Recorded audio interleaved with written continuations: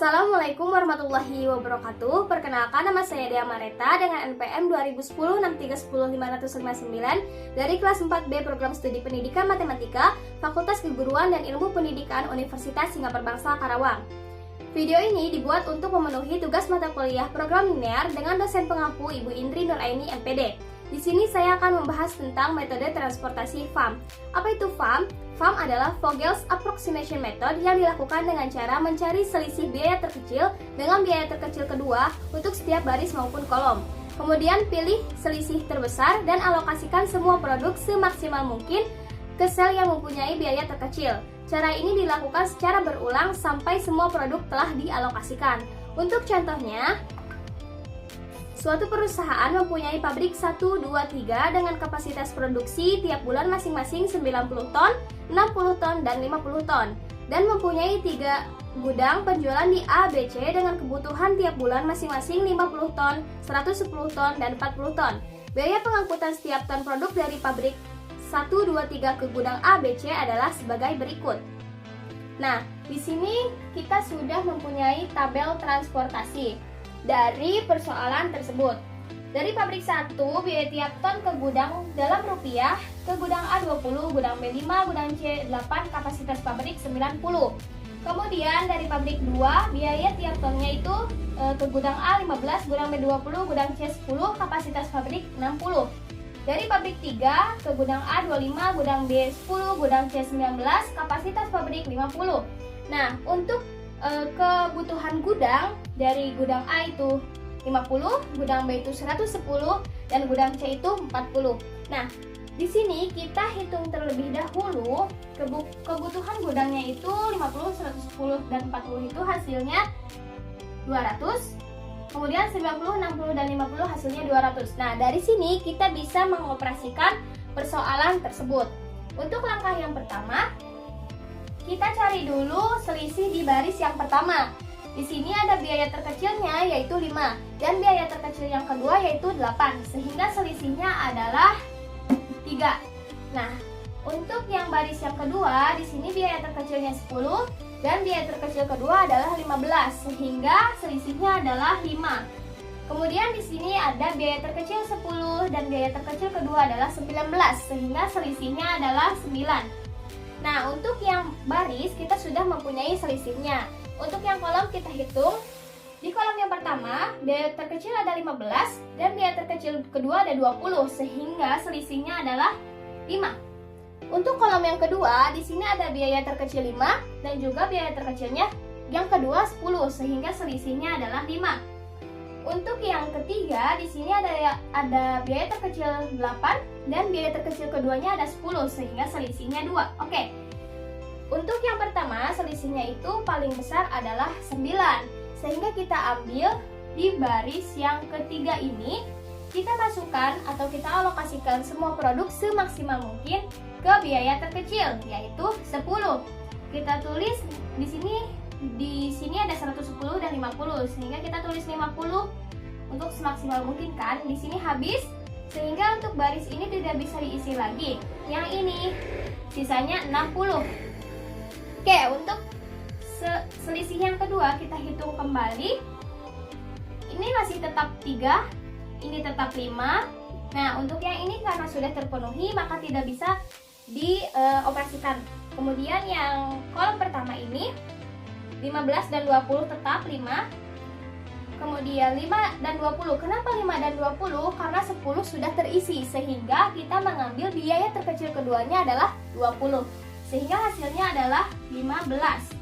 Nah, 8 dan 10 tetap 2.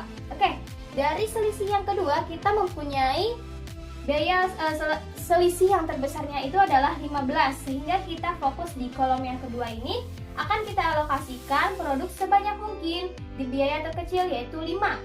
Maka di sini ada 60 dan 90, maka kita akan masukkan 60 di sini. Ini tinggal 30, seperti itu. Oke, karena ini sudah terisi 60 tambah 50 110, maka di sini tidak akan terisi lagi.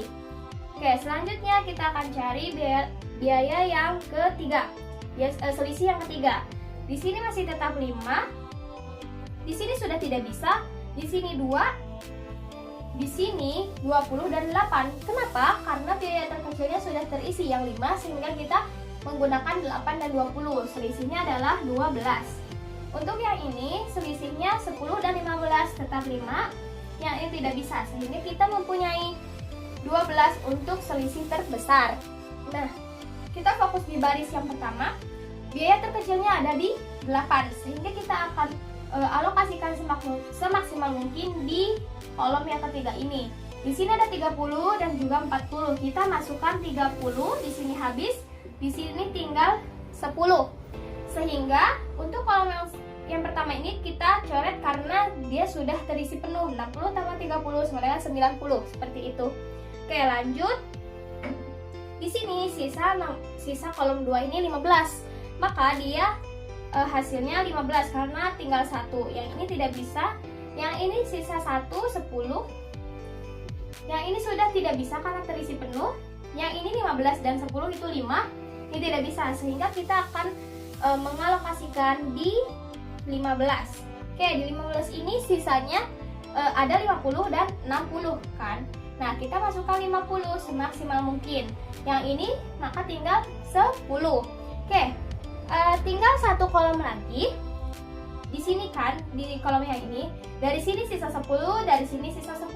Berarti dia memang sisanya 10. Kita coret. Nah, ini sudah terisi penuh sehingga solusi awalnya sudah terpenuhi karena semua produk sudah dialokasikan. Oke, kita hapus terlebih dahulu.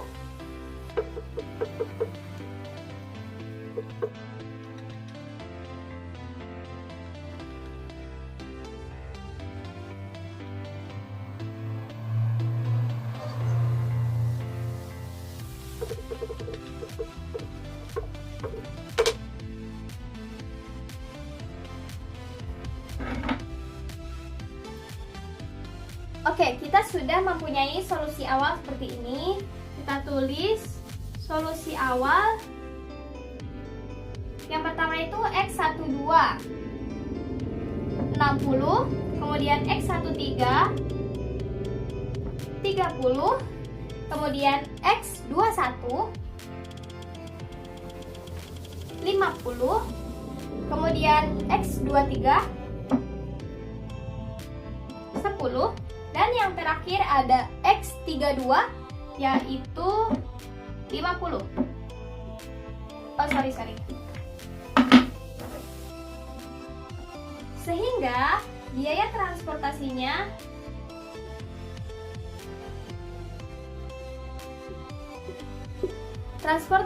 adalah 60 dikali dengan 5 ditambah 30 dikali dengan 8.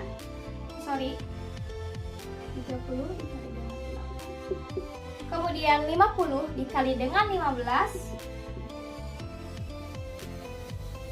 Kemudian 10 dikali dengan 10. Kemudian yang terakhir 50 dikali dengan 10. Oke, sehingga hasilnya adalah 300 tambah 240 750